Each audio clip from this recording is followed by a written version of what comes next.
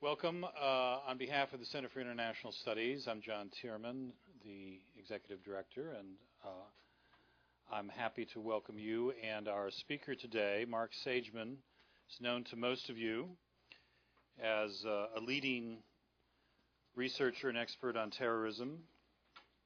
He is now, in addition to many, many activities, a senior fellow at the Foreign Policy Research Institute and author of many things on this topic, most recently Leaderless Jihad, Terror Networks in the 21st Century, published by the University of Pennsylvania Press. As you probably know, Marc has consulted very broadly to the U.S. government and others on issues pertaining to his research. He's an MD and PhD in sociology, which is an unusual combination in my experience, and makes him particularly well suited for some of this research.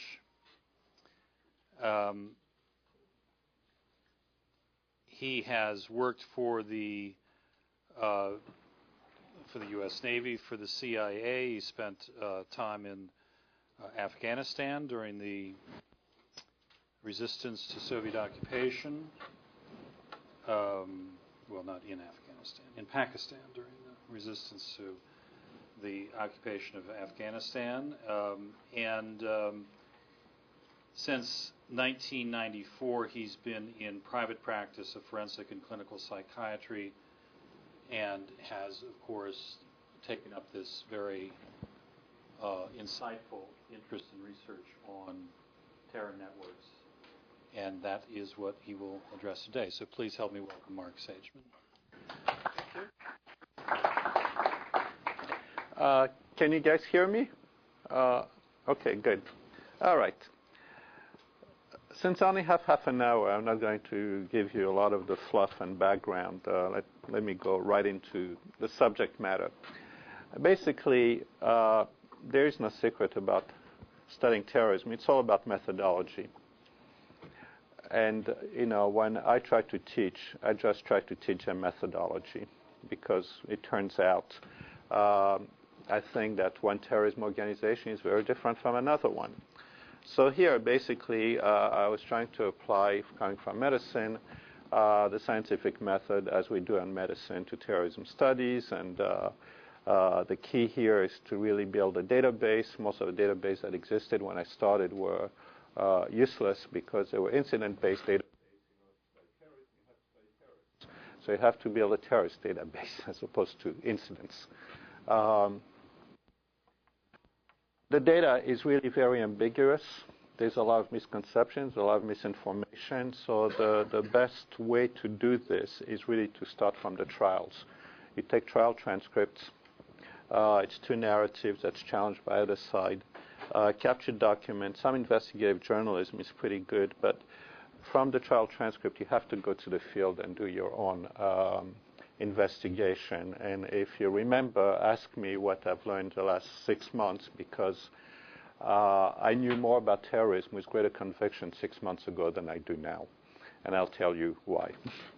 I'm a parochial American. Also, the people I wanted to study were basically the guys who came after us. So I started from the 9/11 guys, the 19 guys who did 9/11. That was my index sample, and I grew the sample out to whoever had an operational relationship with them. And I have now about 500 not complete biographies, in some of them extremely complete, but fragments, to test the conventional wisdom. Since not all of them were operationally related to 9/11, after a while I kind of understood what they had in common. And basically what they had in common is that they used violence against the far enemy, namely the non-Muslim governments and population in furtherance of an Islamist agenda, creating an Islamic state in the Middle East. This ideology, the politics evolved over time, but basically, in a nutshell, it's a violent Islamist born-again social movement it's composed, I will tell you, I mean, that's what I've learned, of basically young men, and as any young man, well, some women now more commonly, but young men who are seeking thrills, seeking glory especially, and a greater sense of purpose and group belonging. Let me give you a little bit the evolution of the threat. The problem. Okay. Can you hear? Okay. All right.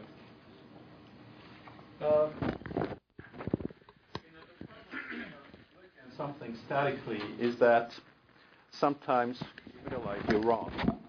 And so when I wrote my first book, and I'm going to show data from the first book, I kind of closed the collection of data in December 2003, is that it was completely the opposite of what I've seen after I published my book. It's as if the bad guys read my book and said, ha, we'll show him, and we'll do the opposites.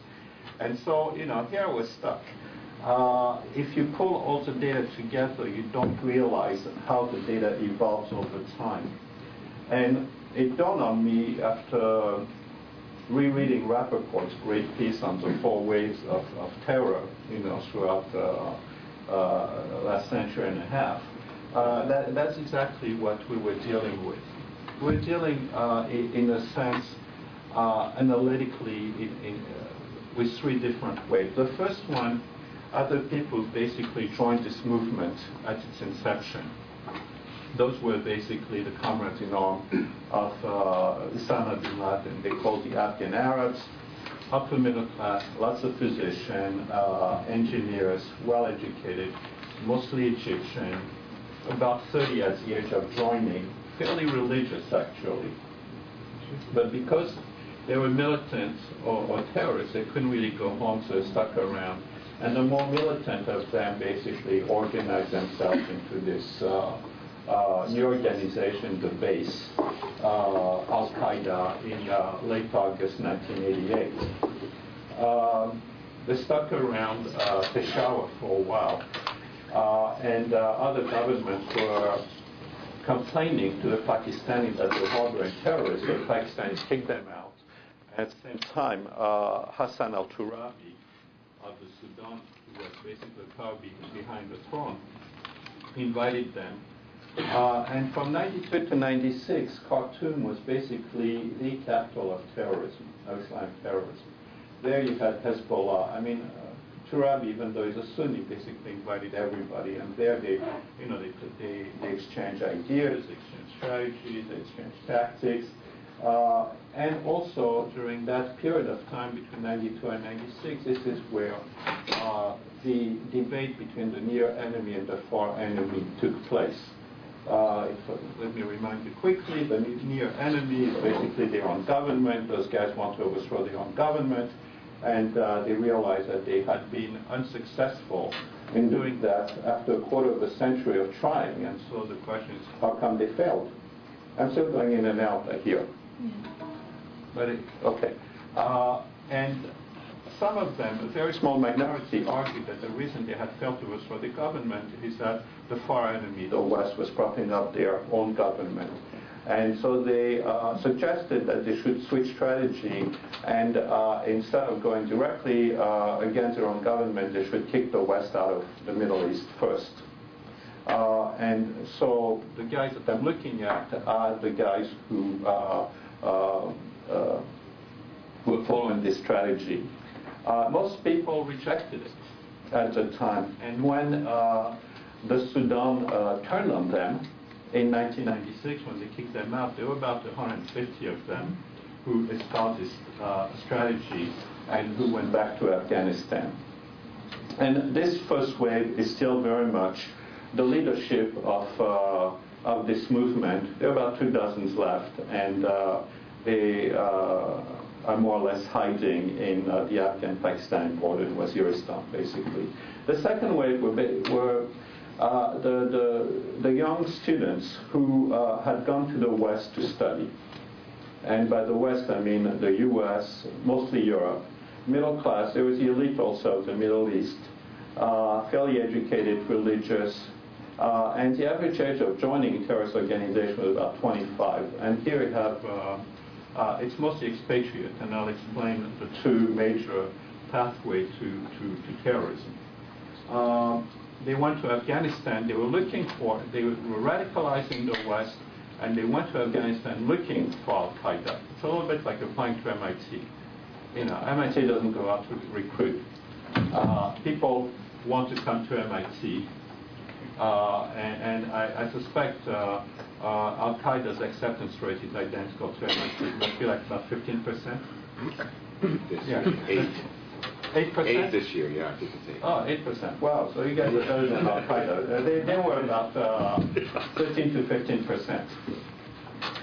And from 1996 to 2001, that was really what people, what I would call the golden age of Al-Qaeda. Because they had control of the golden chain, the money supply, they were able to fund terrorist scams, they were able to provide shelter to terrorists and their family, had some leisure because they had created sanctuary in Afghanistan to have a staff for planning coordination, and they basically had freedom of movement. Also, because the leadership was able to control the resources, they were able to pave over some real friction that developed within the rival groups in Afghanistan, who did not see eye to eye. Anyway, in terms of the people now left, about 100 of them, and they are also around Waziristan. There was a transition phase between 9/11. 9/11 basically galvanized us to really go to Afghanistan, eliminate the sanctuary, destroy the camps, remove shelter for terrorists, turn off the funding, monitor communication, increase worldwide vigilance, and basically contain the threat from Al-Qaeda Central. And that basically led to a physical breakup worldwide of all the networks who became disconnected. The third wave, just as 9/11 galvanized us to go after them, the third wave galvanized young Muslims worldwide to come after us. But here you basically have a very young people, as you're going to see. These guys are now lower class, not very religious. They espouse a rejectionist form of Islam, takfiri, where they don't consider the Muslim true Muslims. The only true Muslims in the world are the 1,000 people like them.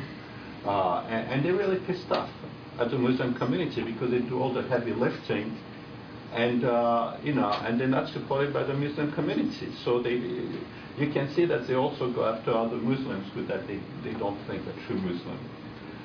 They're poorly educated, usually youth gangs. There's a high level of criminality, which was not the case in the first two waves, but I'll show you. And here you have the homegrown predominance.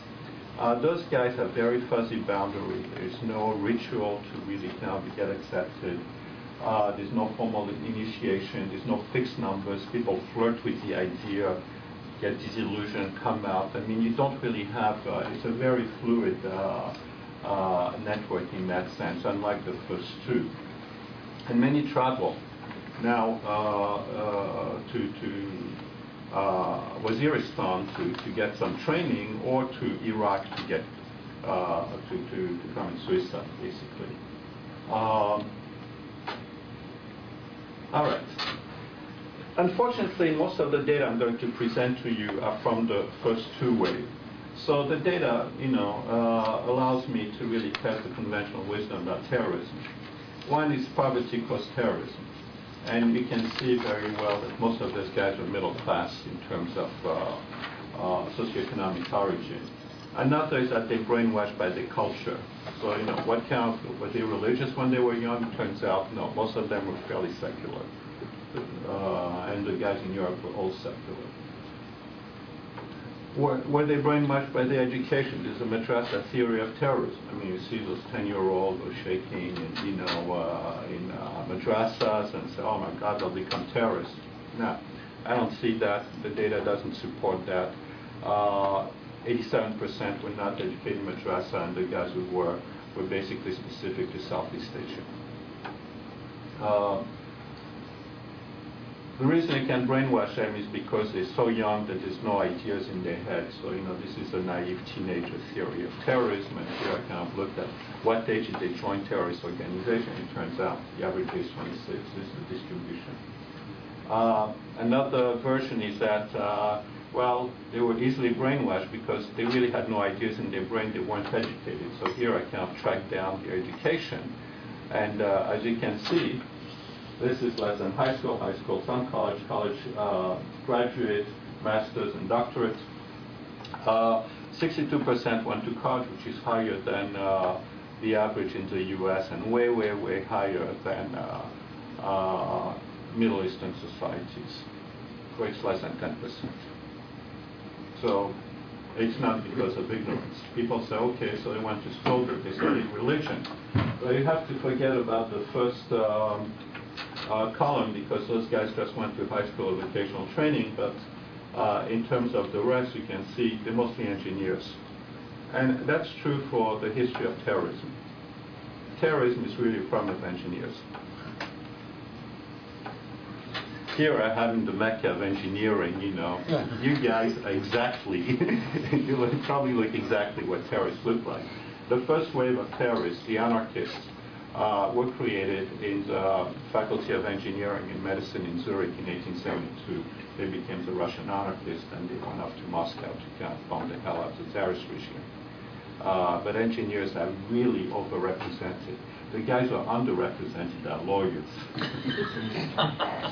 Because they don't do anything, they just talk. These guys are action-oriented. You mentioned earlier that so many of them were physicians, but that was just of a very early core group. Well, physicians to me are medical engineers. Oh, okay. So there's really no. I mean, again, action-oriented. It's very practical thing. So yeah, physicians and engineers are overrepresented. But usually, engineers really are much higher. I think it's almost like 8-to-1 ratio of engineers. A lack of opportunity. Most of them had, in the first two waves, had some jobs or were students. This is not true of the third wave, and I'll explain why later. This is a typical American explanation for the 72 version.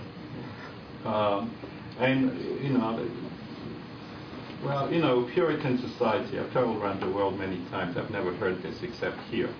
And, any newspaper accounts that Muhammad was close to the 72 virgins. So they told this stuff, it's full nonsense. But the theory is very simple. It's that, this is Islam, and therefore there's no premarital sex. And so those young kids are so sexually frustrated that they literally go crazy, blow themselves up, and people around them. I'm not kidding you. This is a newspaper account that you have here. Now let me ask you, folks here, would anybody blow himself or herself for sex? This is engineers. I can see the women are smiling because they know that there's no sex to die for, but the guys are kind of puzzled. They still hope, around the corner. Not up but so, here again, I'm very empirically driven, and so I'm kind of looking how many of them were married. 73% were married, and people tell me, yeah, okay, so you can be married, but still not have sex. So, as an empiricist, I can say, how many have children? And unless you're a die-hard Catholic who believes in the Immaculate Conception for everybody, if you have kids, well, let me ask you, something must have happened 9 months prior, no? Yeah, okay. So you see, an N of 1, which supports my argument. 2/3 have plenty of kids. So it wasn't a lack of sex. So the data actually is contrary to conventional wisdom that this is due to sexual frustration. On the contrary, people become terrorists out of sexual exhaustion. Well, I'm kind of harping on this, and I'm having a little fun. It's because you put the label of terrorism on somebody, and you completely suspend your judgment, and you're almost willing to almost believe anything about them. It's as if we're saying they're Martian. Look, if he doesn't pass the test that they're human beings and they're just like you, it probably is not true. That's what I'm saying. All right, they're just criminals. The first two waves, there's very little crime, about 5%. And the type of crime were credit card fraud, but people really think of, when they say that, they actually think it's the guy's psychopath, sociopath, what in medicine we call antisocial personality disorder. And there was just one guy in my sample of 500, basically Zarqawi, who was a psychopath, sociopath, if you want to call it. So, no, very little. Okay, so if they're not bad, as they're mad. And here again, I kind of looked at their background, and there were very few. No real personality disorder, no narcissism, little trauma in the family. Actually, it turns out that the kids, when they grew up, were protected, like Mohammed Atta. Remember the picture? He's about 10. He sits on his mother's knees, and they look at each other lovingly. That's basically a picture of a terrorist at the age of 10. Okay, so if people are not born terrorists, how do they become terrorists? And this is, the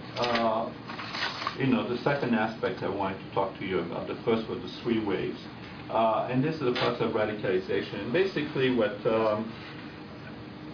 when people talk about radicalization, they avoid defining what radicalization is. And so people talk at cross purposes.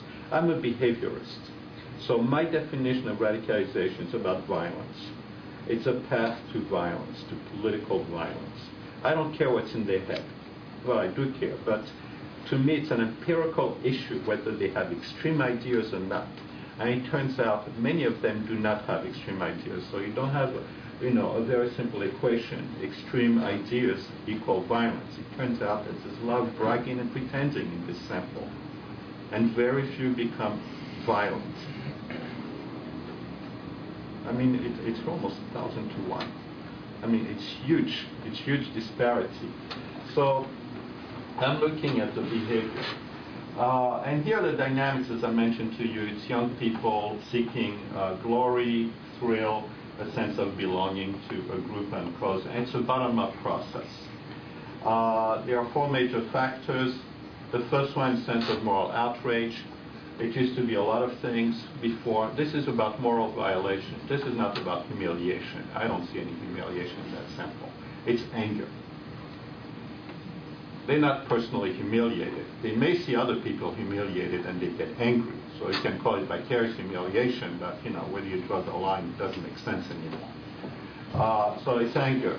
And before it used to be Afghanistan, it used to be Chechnya, Bosnia, Kashmir. Now it's all Iraq. Iraq is like a black hole. It sucks everything in nowadays.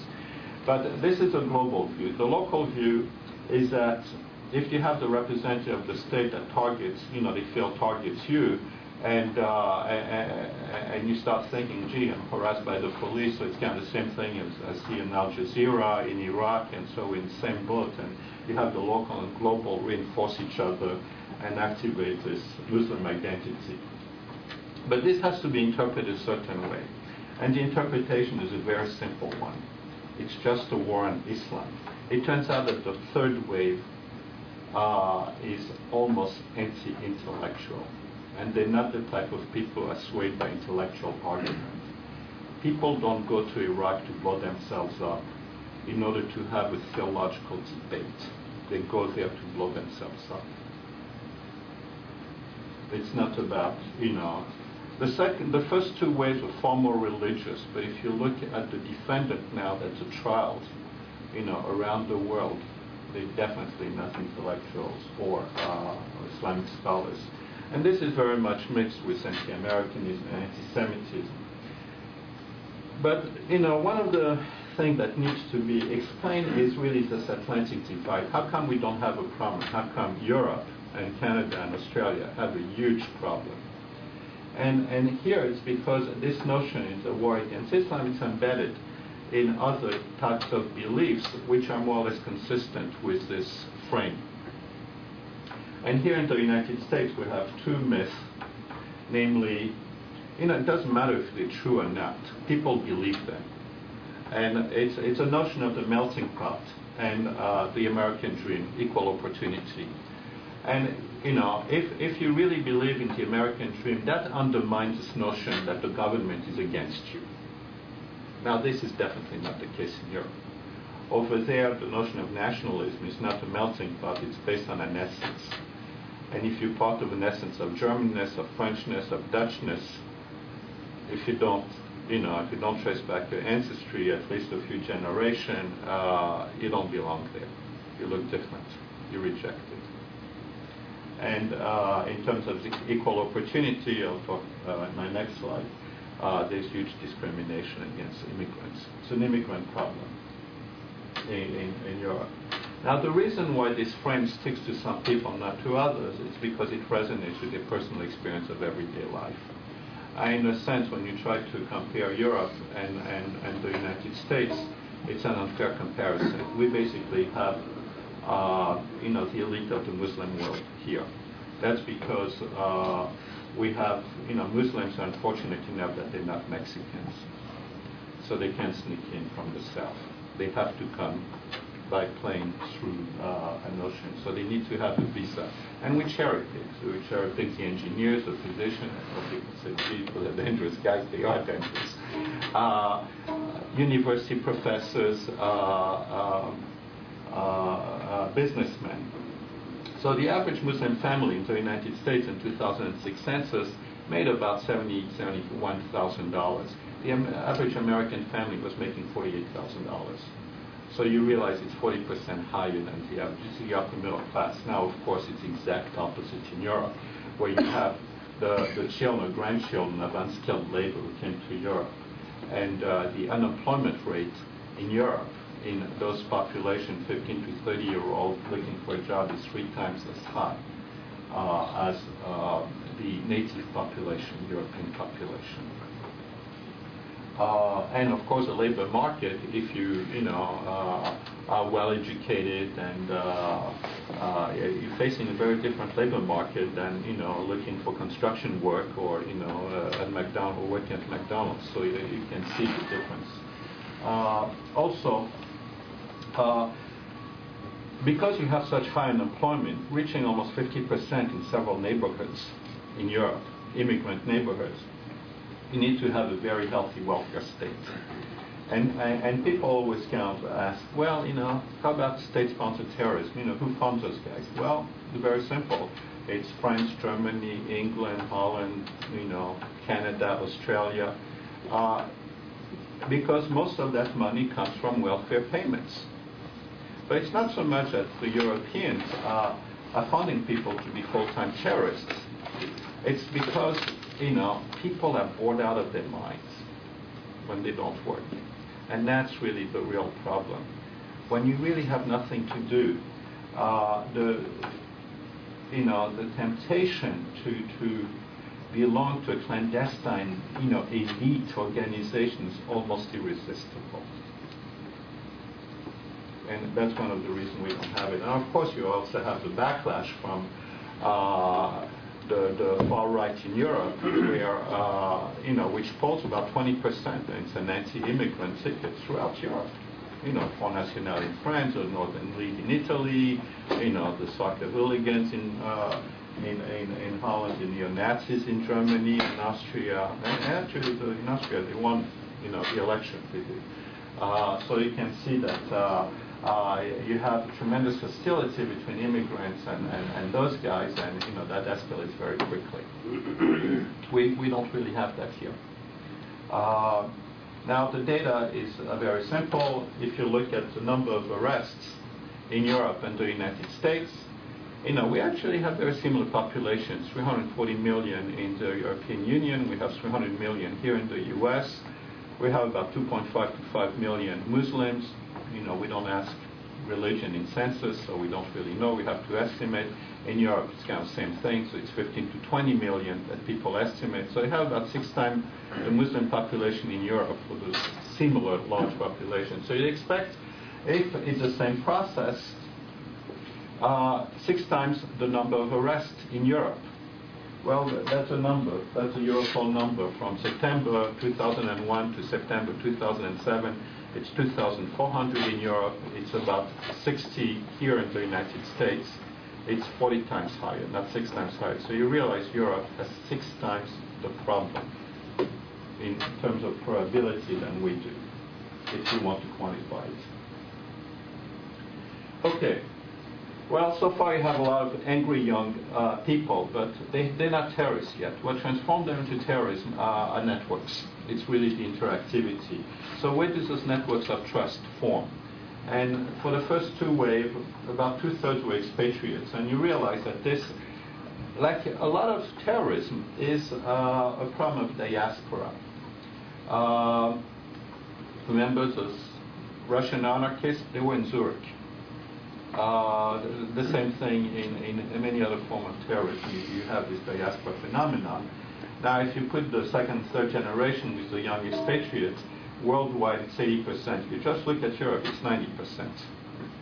So, and how do they form? They basically form as an extension of natural everyday interaction, namely their friends, whoever they hang out at the street corner, or their family.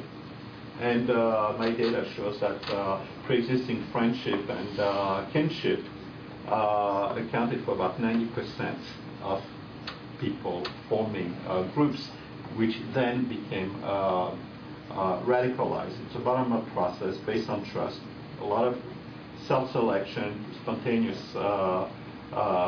self-organized, a bunch of guys, self-recruitment, and you have this mutual proselytism that kind of escalates.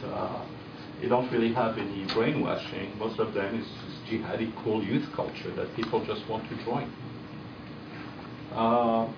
You have 2 major trajectories. One's the expatriate trajectory. This was more common in 2nd wave.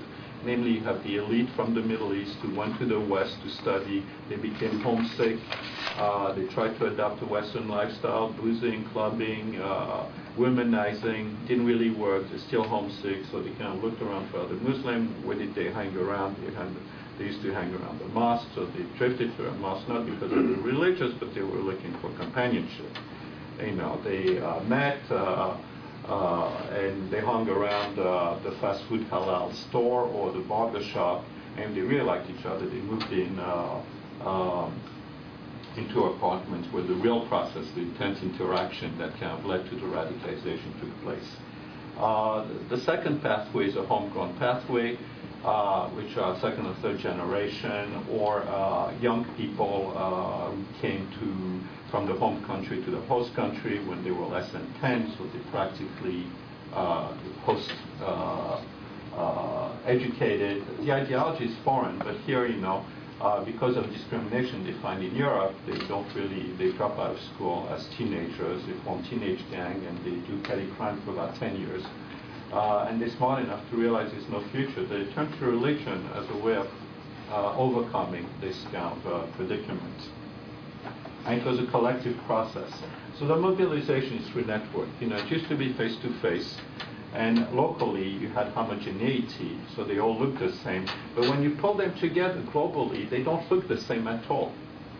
Because you have people who go to, you know, engineering school, you know, lumped with, you know, young punks from the neighborhood, and so you don't really have any commonality anymore. But locally, with that granularity, you do have homogeneity. So neighborhood gangs, student organization, radical study group, but now what we find is that we have a gradual shift in the last 3-4 years to online network.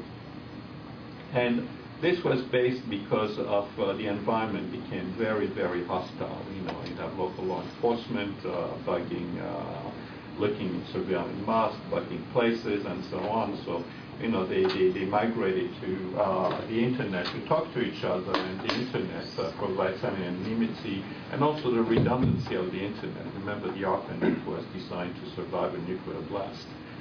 It's very hard to eradicate folks there.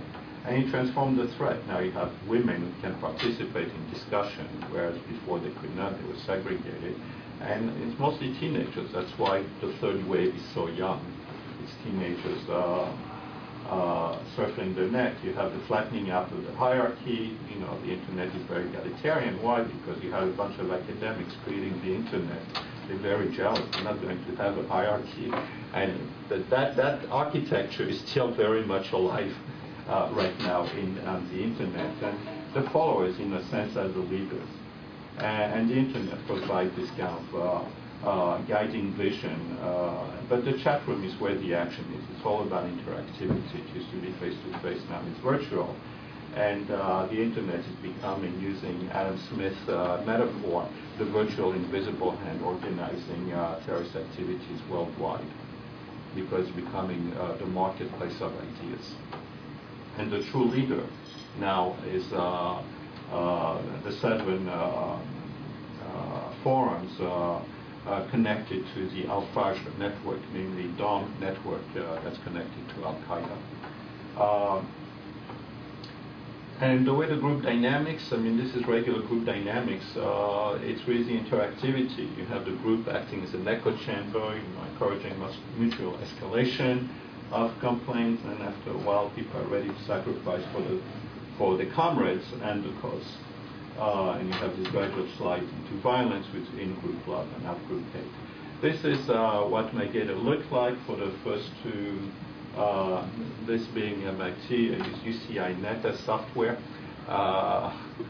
And those were, as you can see, very dense clumps, loosely connected. And again, this was about 400 dots. And I closed the collection on this in December 2003, so they reflect the first 2 waves. My argument is that pre-existing linkages of kinship and friendship is the infrastructure of operational links, which I have here, links that were created after they joined terrorist organization. And you see one clump, one operation. The exception is the JI, the Jamaah Islamiyah of Indonesia, Malaysia, but that's a whole different thing. And I juxtapose the 2 to show you that indeed it's kinship and friendship that is the infrastructure of the operational relationship. And how it has evolved, this third wave is basically a Darwinian evolution, if you think about it. You have the same process of radicalization taking place. The habitat is very hostile. But it's enabled by the internet, and the resulting social structure is disconnected, loosely connected, but connected via the internet. It evolved organically. This was not a top-down decision. It's basically how it evolved, with young people exploring with each other. Now, my argument here is that the third wave is definitely a self-limiting threat. Now, why is that? Well, Al-Qaeda has no friends. Everybody wants to kill those guys. They haven't created strategic alliance. There's no sanctuaries. They have real sanctuary, but in ungoverned area, which are very hard to get to, which is why even young people who want to get there have trouble getting there. There's no really good connection and so on, but that's why they survive in those places, because we can get there, but other people cannot. The social movement, it depends on pull factors, its appeal. And, because, as I say, it's fantasies of glory and so on, fantasies are very much subject to fashion. And young people have a tendency to define themselves in contrast with their elders. Even the older brother is not cool for a 16-year-old. If you have a 30-year-old, now, you think you're better and so on. So if it appeals to a 30-year-old, it's not going to appeal to a 16-year-old. And that's exactly what you find now in France. Drugs, sex, and rock and roll is killing this. As it would, of course. I mean, it's in our genes. The end state of what those guys preach, namely this utopia that they want to create, is really unappealing. The 3 instances where it was realized, namely in Afghanistan under the Taliban, various places in Algeria during the civil war in Al-Anbar province, people didn't like it. The local population turned against the foreigners. And the appeal is contingent on successful operation because, it's kind of hero worship. And if you stop having successful operation, that's going to fade away. So you always have this constant need of operational success to keep it alive.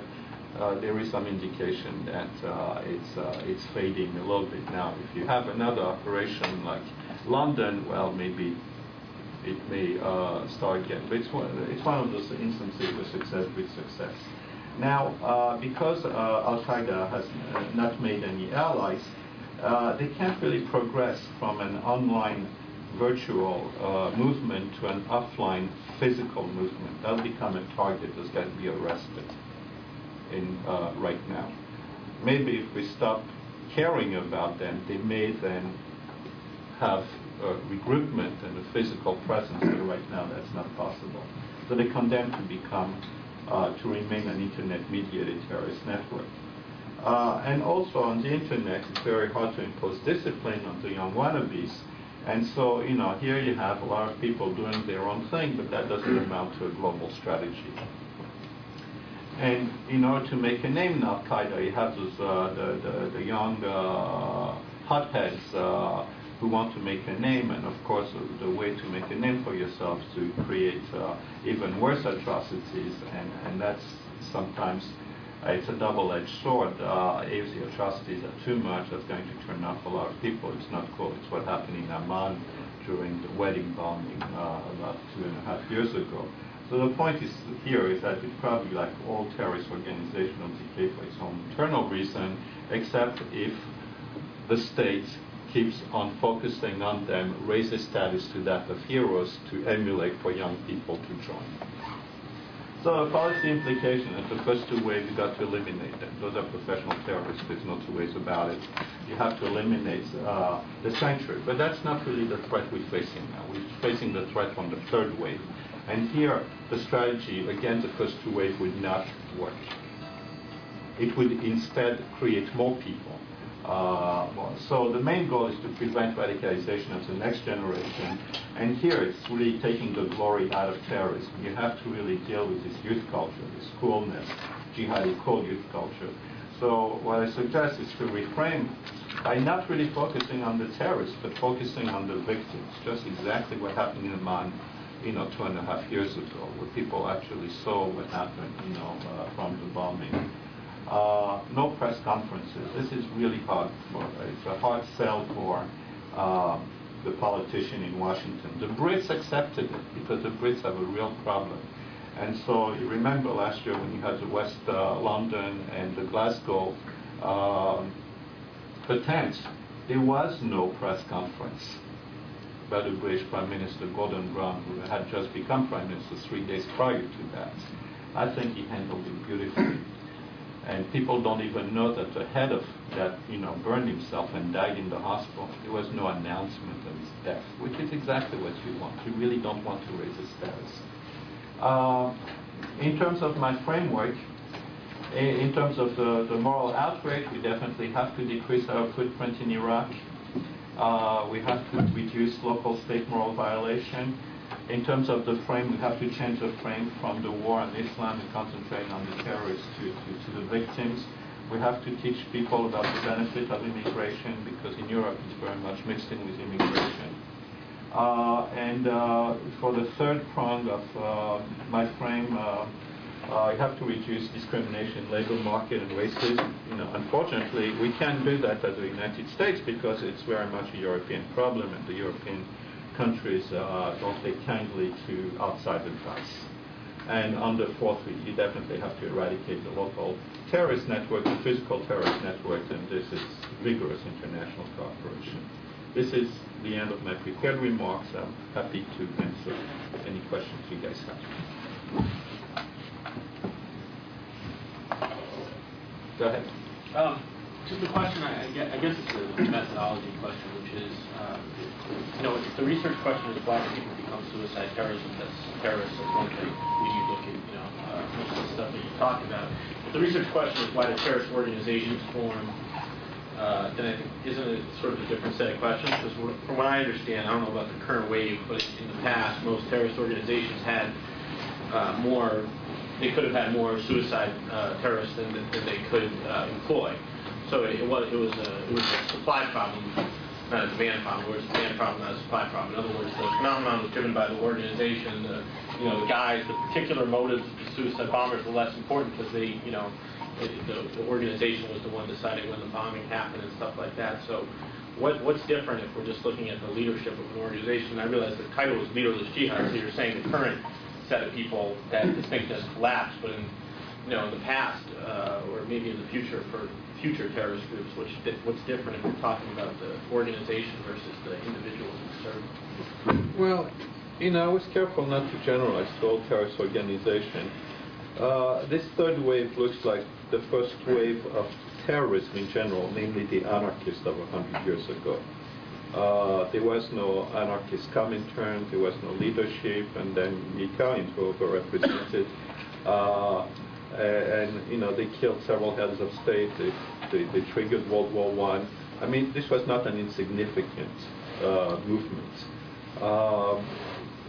And a lot of them were willing to sacrifice themselves for the cause and knew that they were going to die or going to be in prison. You just have to read the journals of most Russian anarchists who are now available because Soviet Union collapsed and they opened up the archives to researchers. I still haven't seen great studies on those anarchists, but the model is very similar to what I'm described. Now, what's different is that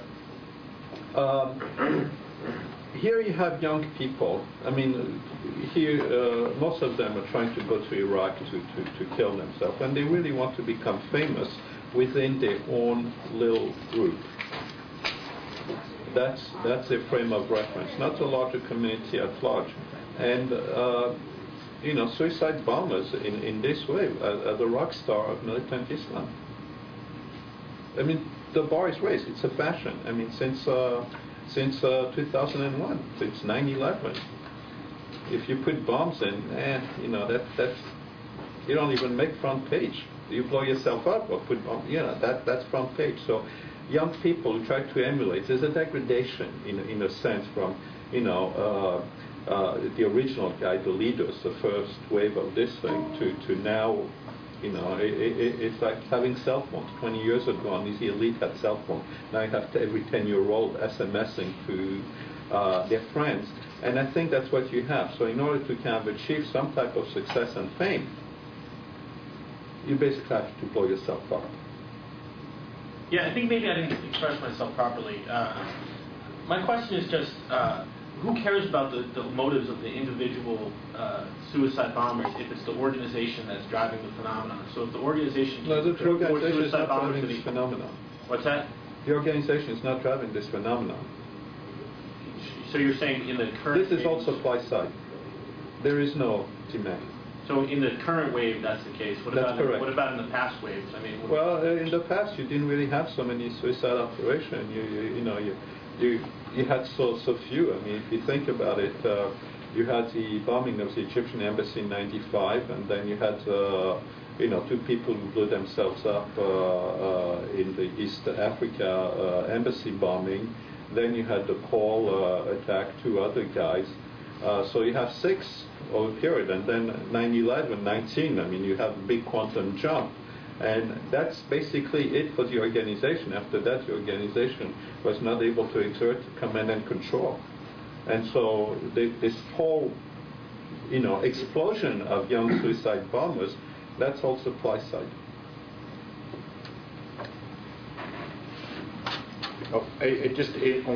In your conclusion slide, you didn't include I don't think there was a bullet point about actually affecting the network in which they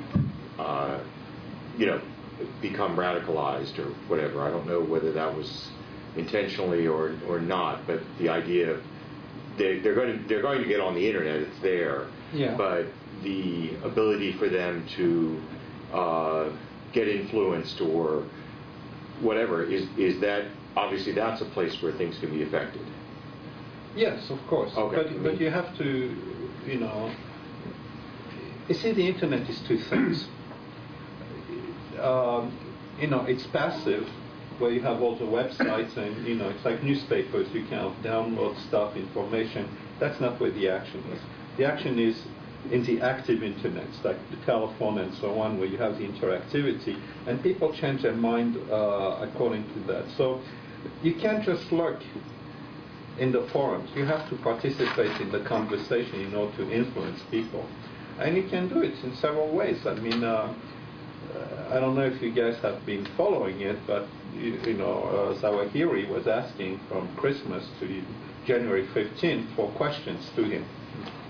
People were asking questions, and then last week he finally answered. And now in 40 minutes, you know, it was a verbal answer. I mean, most of the transcripts, the translations run to about 48 pages, single-spaced, and you know, the guy's very testy.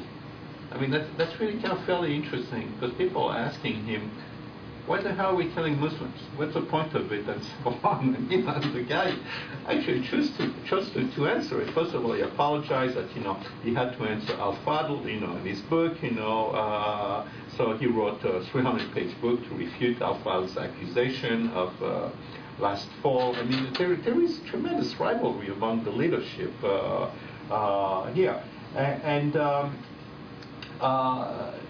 And the Zawahiri answers definitely show that this guy really wants to still be relevant among those people who are kind of questioning him. Why are we killing Muslims? Shouldn't we be killing Americans, for instance? And the reason I'm bringing that up is that if we did not put this question as, you know, as PSYOPs, or psychological operation, information operation, to challenge him, we should have. Because this is the best way to discredit, you know, and people read that, you know, and they're scratching their head and say, how is this guy who's supposed to be our leader being so testy and kind of, you know, waving and saying, don't ask me this question, you know, ask, you know, why are the Palestinians being killed by Jews? You know, I mean, that's the type of answer he had. And, yeah, I'm reading this and say, oh, did he blow it? and it's really kind of, it's a fascinating thing. Here the followers are in the lead, and the leaders are trying to catch up. But this is the egalitarian structure of the internet.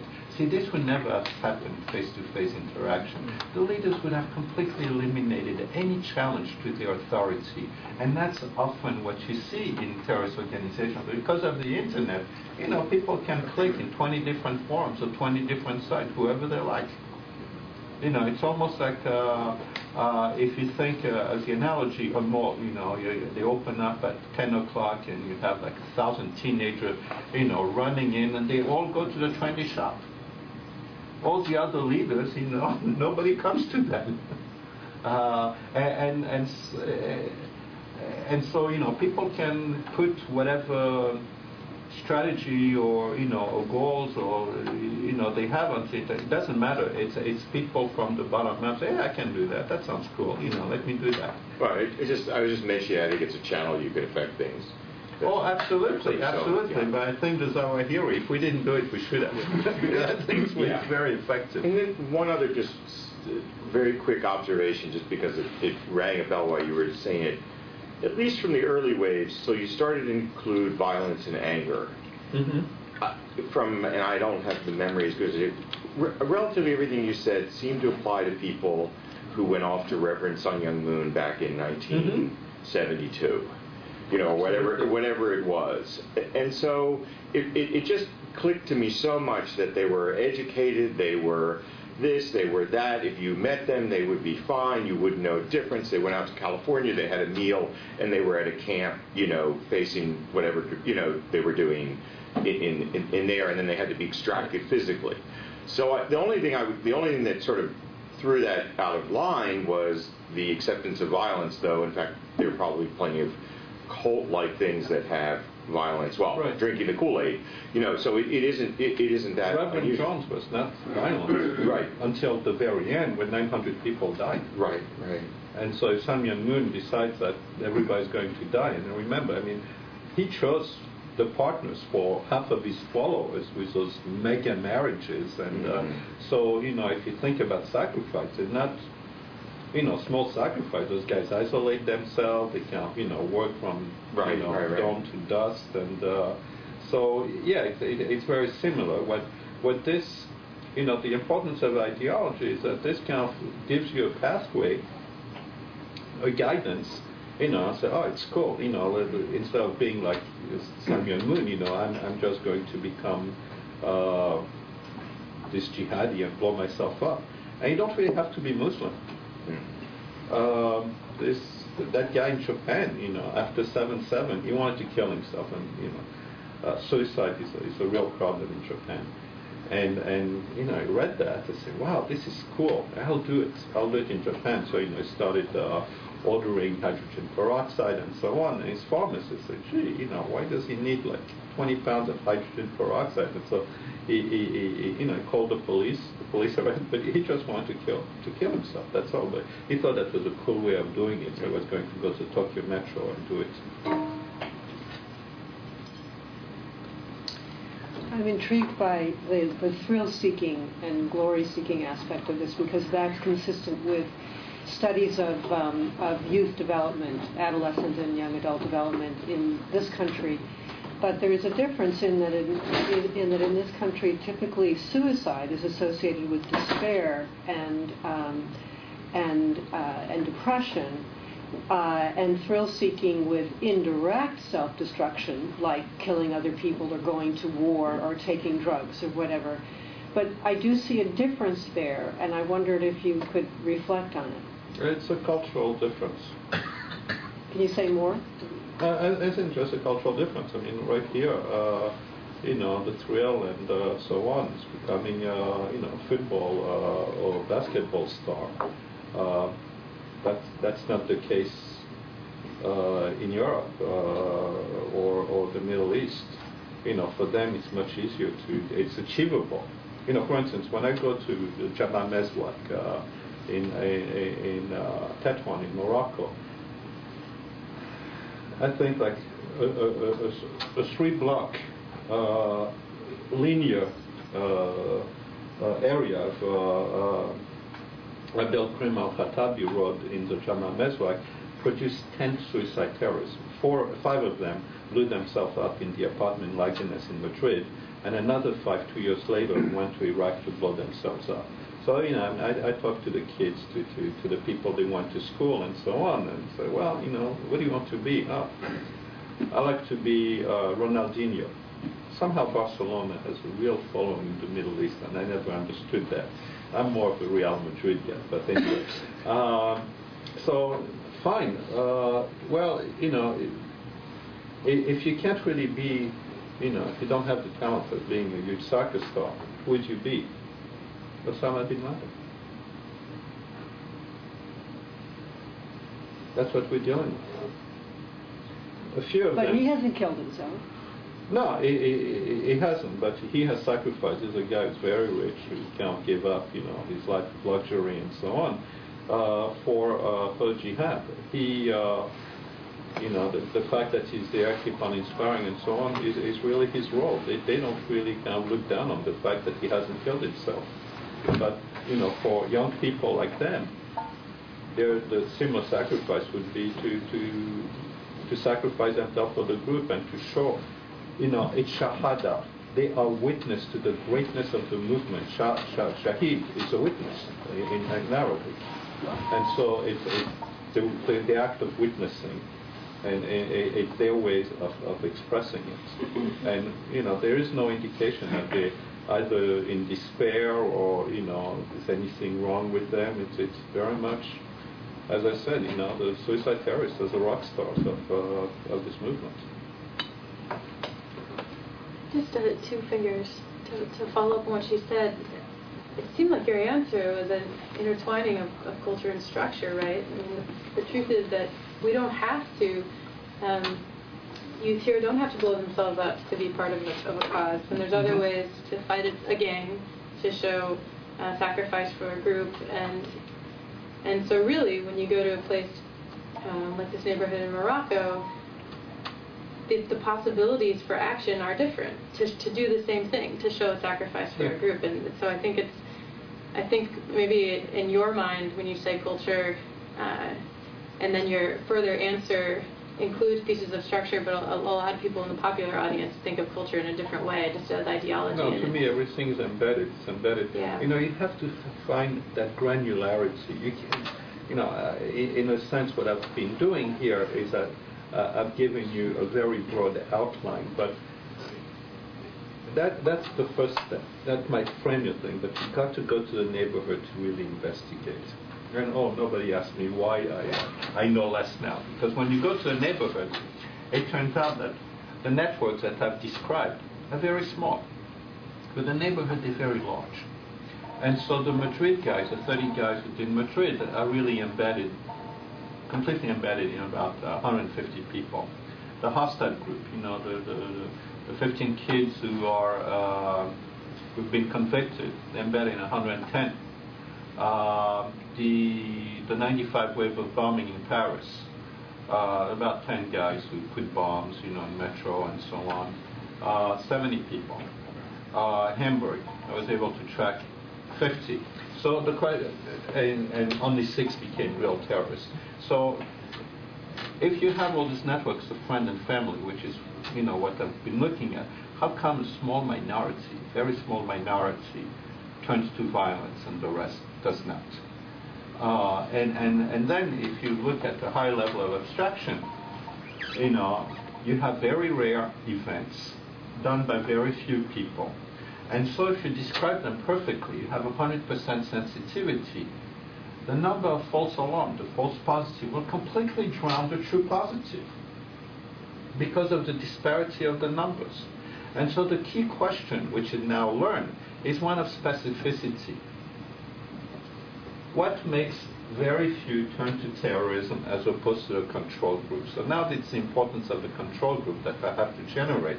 And so I have 8 teams around the world, tracking down the larger network and then comparing the people who became violent to, the people close to them who did not. That's my, I think the most meaningful control, and to see if there is something. And this is completely exploratory. And so now I'm more puzzled than ever. That's why I say that 6 months ago I knew far more with greater conviction than I do now. But I think specificity is a key issue. And if you look at most work on terrorism, you just don't have control groups.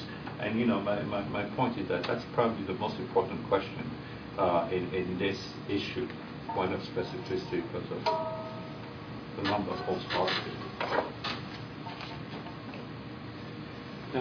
Thanks very much, Marc. Could you just clarify who you were counting in the first part of your presentation? Yes. You were profiling who was married and who was not. Those numbers, who were you counting, and why did you choose to include them? My assumption was that was phases 1 and 2. That's correct. That you were focusing on. Wait, 1 and 2, yeah. So if you could speak to that briefly, and then anybody that I had any information on. Of the count 400 folks in my first 2 waves, if I knew that they were married. This is, and this is where, you don't have to have a complete biography of the person. You can have fragments, but, stuff like where they were born, when they were born, what kind of family they had, are they married, do they have kids. This is throwaway information. This is not what the intel services are trying to protect. So this is open source. So what percentage of those numbers are people from Europe that engage in Islamist violence in Europe versus in the Middle East, for example? The leadership was all married. When I tracked it down, I had 38 leaders and they were all married. The second wave, it was a little bit less, and the third wave, much less. You're talking about Al-Qaeda leaders? I'm talking about the guys who go after the far enemy, as I defined it. Okay. Because later in your presentation, I thought you had a very interesting double trajectory. One was the homegrown and one was the expatriate. But both of those trajectories were in Europe, right? No, it actually, the expatriates, you have them in Indonesia going to Malaysia. Those guys were expatriates, so JI was also an expatriate movement. And a lot of young people who went to Pakistan to support the Afghans, and they were not terrorists, while they were expatriates in Pakistan from Egypt, became terrorists, became radicalized through the process of helping them. So those are also expatriates.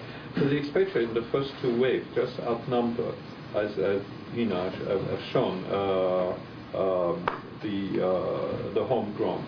But after 9/11, you have a very different environment where people have difficulty traveling and definitely difficulty living abroad, as you know, because most government would just arrest them, and so they stay home. And they're also much younger, so in terms of traveling, you know, they just don't travel as much. And here in the third wave, you have a very, you know, strong homegrown trajectory. Now, I just saw the Saudi data, and the Saudis, you know, really didn't do anything until May 12, 2003, when, you know, the first wave of bombing happened in Riyadh, about 2 months after invasion of Iraq. And they actually had an infrastructure, an Al-Qaeda infrastructure, fairly disciplined in Saudi Arabia, and they took about 2.5 years to destroy that, completely eradicate it. And so for the first 2.5 years, from, you know, May 2003 to the end of 2005, that looked identical to my second wave. 64%, you know, bunches of guy friends, 24% kinship, very low criminality, about 5%, fairly religious, encouraged by the whole society to really be jihadi. From 2006 on to now, very different, much younger guys. A quarter of them have no religious beliefs whatsoever, which is kind of a surprise. And half of them were takfiris. So they even rejected anything about Islam. Only about a quarter were jihadis, namely you do jihad in Iraq. That's you know, post 2006, that's very much. So criminality, about a third of them, the young criminal gangs who became. So it really looks identical to what's happening in Europe. And to me, that was, wow, I didn't expect that, because I always thought Saudi Arabia was really, you know, a local insurgency and almost a civil war, but it turns out it's very similar to that. So here you have a very strong homegrown, the third wave.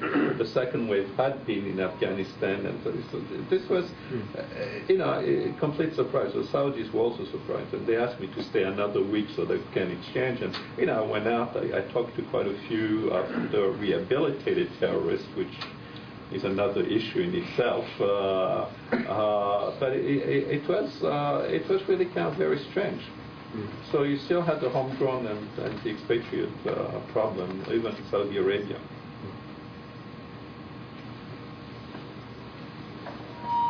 Hi, I'm from Turkey, and I want to ask a question. After 9/11 in Europe, we saw certain reactions to Muslim people, like the cartoons issue in Denmark, in Holland, and in France there were a lot of discrimination for Muslim people, and we saw also the Turkish families burned in Germany by far-right women. And these reactions will increase the radicalization in the West. And we also, the Muslim people, are affected by these reactions and by also the radicalization in the West, and we are in the middle of the two camps. And how should we do to resolve it? Because the reactions from the West also are very corrupting the relations between the East and West. Yeah, it's what I mentioned, my third prong, you know, in this hostility between the locals and the immigrants. And they basically egging each other on, and this is more of a problem in Europe than it is in this country. And, you know, you're absolutely right. I mean, the two go hand in hand. I mean, that's one of the, that's what inflames the problem in Europe much more than here. I agree. I mean, that's what I had in my third prong. Yeah. In the descriptions of, I think it's mainly the third wave, you're talking about, on the one hand, the attraction of jihadi cool, which I like that term a lot. It's not mine. This is a British term, you know. If you look at, you know, Muslim gangs in Britain, a lot of them have Al-Qaeda names. You know, it's like the, you know, the Bloods and the Crips, you know, over there. It's like, you know, the Beanies, Bin Laden, and the, you know. But you also said that the third wave was rejecting their elders in some ways, the old Al-Qaeda leadership, the first and second wave, I assume. So, what's the reconciliation there? Is it just that it's still jihadi cool in the sense that they're creating their own jihadi culture that is significantly different from that which you would have described a few years ago? Yeah. In a sense, it's a very paper-thin culture. It's more about the history of terrorism, and you know the religious justification is very, very thin. I mean, they're more radical than the elders, but you know that's passing. In a sense, it's not as prominent in France. You know, in France they had the problem much earlier than anybody else in Europe in 92, 93, 92 because of the cancellation of the second round of election in Algeria. And so, you know, you had a very strong radicalization. In 2.5 years, they had this wave of bombing in the summer of 95. Now, you know, if you looked at the riots in October, November 2006 and what happened last December, you just had young gangs of 16-year-olds who were burning cars. And the Islamists tried to move in, to try to control that. I mean, they rejected it. There was nothing. There was nothing about Islam there. It was just cool to burn cars. And they were competing with a gang next street. So, you know, how many cars did you burn? 17. God damn, we have to beat that tomorrow. You know, so they tried to do 18. But how is that in any meaningful way described in jihad? What do you mean? Well, I mean, if it's gangs that are burning cars. Well, that's no longer jihad. It can't burn itself out in France, and it's kind of fading in France, whereas, you know, in Britain it's not. It's still very much, you know, there's a British paradox. Muslims are far better off on any dimension in Britain than anywhere else in Europe, and yet they have by far on any dimension the worst problem than anywhere else in Europe. Now, why is that? And I think the way I would explain it is really the comparison. Who do you compare yourself to? And, you know, young Muslims in Britain grow up thinking they're British. They hit the labor market, they realize they're not quite British enough. Whereas, you know, in France they have no such delusion. And so it's really kind of a disillusionment. And disillusionment kind of works in both ways. It can help radicalization, but it can also help the de-radicalization. Because as I said, this is about fantasies. You know, young kids flirt with the idea, and, you know, they become, you know, like bragging and pretending. And then, you know, the reality never lives up to the fantasy, so they abandon it. It's a little bit like, you know, our generation, we're all leftists in college, but most of us were. And, you know, we moved on. But we all flirted with the idea. And what I'm afraid is that in this very punitive environment, kids are not allowed to flirt with this. As long as, of course, if they do acts in furtherance, well, you know, you have no choice. But, you know, for a while it's kind of cool, you know, make love, not war, you know, bring the war home. And, you know, remember all this song from the 60s. I do, very fondly. One other question, different kind. You gave some policy implications or how you thought governments can react to this. Are you asked, or how do you respond to the more apocalyptic versions of Islamic militancy in the world? I mean, basically, it's the Bush administration and the much of the conservative political discourse in this country is about this is the new Soviet communism, et cetera, et cetera. What's your short answer to that depiction? Parallel religion, the third wave. It really is, and by having that discourse, we actually going to have self-fulfilling prophecy that Muslims are going to feel very much targeted and think that there is a war on Islam and react accordingly, maybe they'll defend themselves. So I think that's completely the wrong way. Everybody else in the world has moved away from this apocalyptic vision, and I think they've had improvement. But in a sense, 9/11 came from abroad. We don't have homegrown. And well, it's being described as a global struggle, not just... Yeah, but only from Washington, from within the Beltway. But nobody else does. I mean, you travel around. But are they believing you? Because if they look inside the... I mean, I've met some of these people, too, that, It depends who. I mean, if you look at the staff at the National Security Council, yes. If you look at the policymakers, no. I mean, because the policymakers, the vice president's office, those guys are, on their own planet. But yeah, I mean, this does not fly at the AEI. It flies just about everywhere else. Not to the American Enterprise Institute. Yeah. So, yeah, but there's a clock ticking on them. Yeah. And I think that we can't get there fast enough. It doesn't matter who it is. Even McCain, who is a strong supporter of Iraq, is not one of those. Well, actually, McCain is nice because he's so naive. He doesn't even know what Shia and Sunni is, and really thinks that Shia. So As opposed to the other guy, that the AEI have little knowledge, and that's what's dangerous. Well, because obviously, what you're saying is they have no. I mean, their whole thing is the takeover of countries and the establishment of, so on. There's no power structure, there's no infrastructure, there's nothing feeding into the people who would actually have the capability to do that. It's all these young punks who want to do. Right. So that would really... And that only has power as long as they don't take over anybody.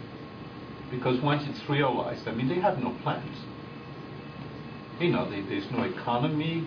What do we do? I mean, it's a little bit like the Taliban. If you recall, the Taliban had nothing. They just had this committee to promote virtue and to prohibit vice. That's all they had. They didn't have a Ministry of Health. They didn't have we were feeding Afghanistan with our grain. I mean, they had the worst drought in Afghanistan from 1998 to 2001. And, the grain came from us free. That's how they were able to survive for those 3 years. And the Taliban, the government, was completely unconcerned as far as they were, God will decide and God will provide. So, it's only about the committee to promote virtue and to prohibit vice. That's it. Then everybody else will be virtuous and God will decide everything. Everything in the power of God. So they don't really have any plan, which is why the population turns against them pretty quickly. So then you turn your attention to organizations that have much more state sponsorship and things like that. So Hezbollah is a very different organization. That's a top-down organization. I'm not talking about Hezbollah. No, I know, but those people will turn their attention to that. Yeah, and even Hamas. I mean, a lot of those organizations came out of helping people around them, and that's really what gave them strength. They had the support of the community and were able to draw the strength. Now these guys, no, they're unconnected in a sense. Yeah. Marc, in your conceptual framework, if it is like you explain it, that this third wave, as you're describing it, is fairly a-religious? Well, no, they're not. Some people are religious. It's people saying religion. It's really self-discovered religion. They're mostly autodidact. They did not go to school. And they think they know religion, but it's really kind of mouthing. It's a little bit like the 60s. where people only started reading Marx after they were put in prison because they were too busy running around in the name of Marx to actually read Marx. And it's kind of the same thing here. So that's not the starting point. But whether it is or not, what is the, maybe just a question of clarification, what is the sense of grievance, perceived or otherwise? That's very strong, because as I said, the sense of moral outrage is probably what distinguishes those guys. But what I failed to say is that the four prompts are four prompts, the four themes. They're not in chronological order, they're not stages. So they can happen in any order, they can also happen in parallel. So you have at least 24 pathways to, 4 times 3 times 2 times 1 of radicalization. But the sense of moral outrage is really the emotion, the power that drives the rest, in a sense. Supported, of course, by group dynamics, the enhancement of the group. But without that, you're not going to have all that much. Well, okay, so my question then is, just to probe a little deeper, what is the sense of outrage about? Seeing people on Al Jazeera, Muslims being killed. It's a little bit the same that, non-religious Jews discovered that they were Jewish in 1967, 1973, and volunteered, flew to Israel. And, the Israeli government's reactions, oy vey, what the hell are we going to do with them? We have some very disciplined army, they go to, train for 3 years, what the hell do we do? So you send them to a kibbutz to kill potatoes, basically. You don't want those guys to interfere at all in your war machinery. But it's the same kind of thing, those kids were celebrated, they're 20 years old, I remember seeing them at Heathrow Airport, coming back from Israel 3 weeks later, we were there, they're killing potatoes. But it's kind of, it's when you see that something is directed, even though you don't really feel Muslim, at other people whose only commonality that, well, I'm a Muslim, they kind of start thinking, gee, this may be directed against me. And if they find some local, like police harassment, in Britain it was really the worst thing. You had the Brits killing a Brazilian because they thought he was Muslim, and then they shot up two Bangladeshi who had nothing to do, they were asleep. They broke into their apartment, shut it up. The community started thinking, gee, I think they're targeting us. I might start working around. So it's really political moral violation, large moral violation. You're talking about rape, you're talking about killings, murder, or arrests. And then, if you see the same sense of harassment locally, against your community, that's, you start feeling like, maybe there is a conspiracy against Muslims around the world. And that makes sense in a sense. And then, so it's interpreted with that frame, and then, this now, because you see, just discrimination on the labor market won't do it. But now if you have the frame, and now you have this big moral violation, well, the discrimination goes along as well. It resonates with your everyday experience, because that frame now explains why you're discriminated in the labor market. You see, so it's not a direct correlation, the grievances, but it does have a role indirectly to play by reinforcing this frame that you just adopt. So the follow-up question is my last point. Even if that is the case, the imagined community or the group you identify with, which one may not be a member, is feeling violated. Yes. You still have options. Like you mentioned the 60s, and one must think of other examples in which people must have felt somewhat similarly. And yet you can still seek glory and a sense of mission and feel like you're part of a larger movement by acting nonviolently, by sitting at a lunch counter or picnic or performing civil disobedience, etc. There are other choices. Right. There must be something else going on. Right, and that's where good leadership comes in. I don't know why people really haven't really written about, the control that some movement had. For instance, solidarity. In Poland you have some hotheads. But the leadership of solidarity was keeping them under control, eliminating them from the movement because they wanted to be nonviolent. It's a little bit the same thing that we had in the civil rights movement here in the 60s. In here you have the opposite. The suicide terrorists are celebrated. And so and you don't really have this kind of fairly strong command and control to really prevent the hotheads from, dominating, I guess, the heroic,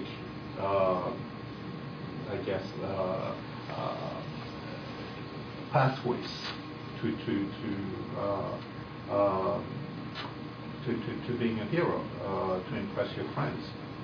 And it's a nice easy shortcut to really become suicide terrorists.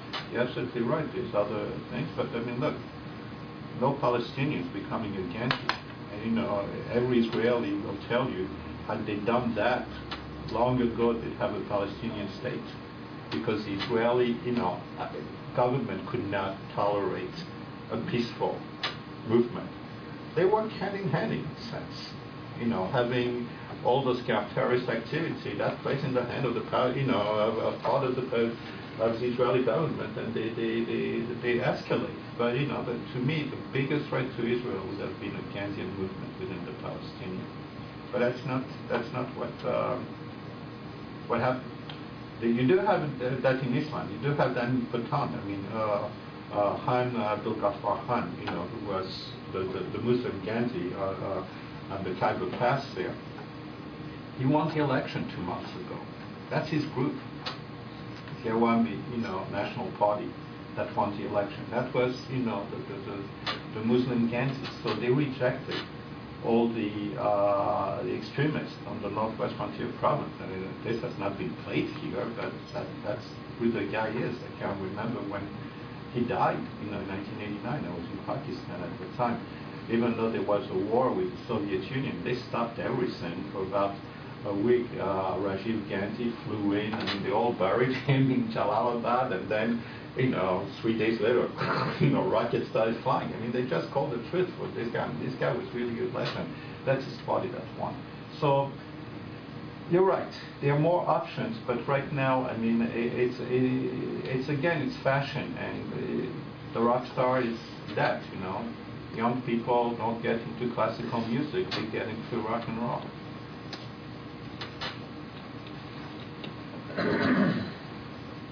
And just a two-finger point on that, that we can also think about Islamic suicide bombing. That is now today the fashion. It started in places where maybe nonviolent movements or low-violence movements were less possible. So it wasn't just Hezbollah in Lebanon, but it was secular groups, etc. And then, you have a lot of movements that think it's the cheapest way to fight. And so it was more of a... It really is a shortcut. It's a shortcut. And then you see these third waves that are taking it up, right? But it's not the same analogy as people in the 60s saying, I want to do something, maybe I'll bomb myself, or I could do these other options. It began at a different time and place and then was pulled up. But passage. Last question. Yes, thinking about the comparison with the civil rights and that kind of things. Well, I'm from Europe, I'm from Spain. So it's very, very different from in Europe. When you think about this third wave, these young people who are immigrants, most of the times they are second generation. And for instance, if you are in Germany or if you are in France, and your parents have come to the country, they have been working for the last 30 years, and you are born in France, or you're born in Germany, you are not German. You are not French. It's not the same as if you are here in the United States. If you're born in the United States, then it means you are American. But there, you are not. You're still a foreigner. So even if you have been born there, and all your friends are Germans, so it's you have a lot of pressure. And if something, if you do a crime or something like that, they send you out of the country. They don't give you a second chance. So I think there's some kind of revenge in these people because the society is pressing them. So there's a big problem with immigration now in Europe. And there are some, many things are of how these people behave is related to this feeling that the world, especially Europe, is not fair with them. giving them the same chances that the society gives to the people who are also born there.